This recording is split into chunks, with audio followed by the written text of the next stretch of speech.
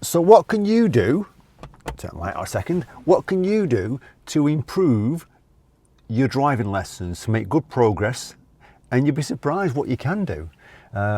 First thing will be obviously make sure you have regular driving lessons, whether it be with your family member or an instructor.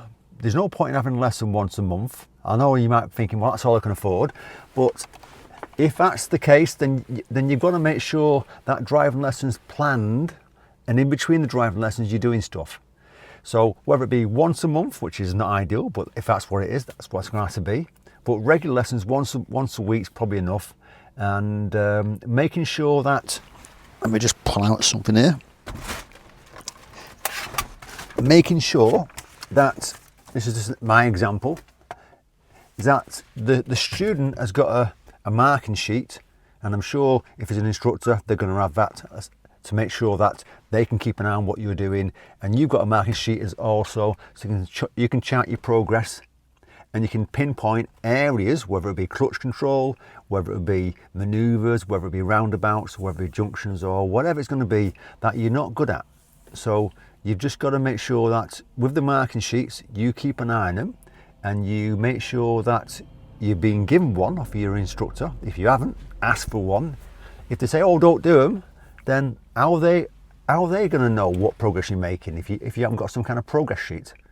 So just make sure that you've got a progress sheet, so every time you finish your lesson it's being filled in by you and your instructor, and you're looking at the stuff that you're not good at that needs to be working on for your next lesson, and whether it be on your online diary or, in my case, a paper diary, it's written in next lesson 2 or 3 points that you're going to work on based off the lesson today. All right, and then when you get in the car, you've got your marking sheet that you brought along. If you lose your marking sheet, ask for another one. And if they say that they don't give marking sheets out to you, but they've got their own, then you can still do it. You can still take a screenshot of their marking sheet. Just ask them. And then when you get in the car, you've got in the diary 2 or 3 points that you're going to work on your driving lesson. So that way you're trying to work on improving the weak points all the time, and eventually that's going to make quick progress in the long term, isn't it? But if you haven't got that, then when you get in the car, what are we doing today? Oh, I've not thought about it. Well, if you've not thought about it, then what's going to happen? You're going to end up driving around in circles and just doing whatever the instructor thinks you need to do. So speak to your instructor, plan it, so that every lesson you know what you're going to be doing, and it might be 1 or 2 points you're going to work on.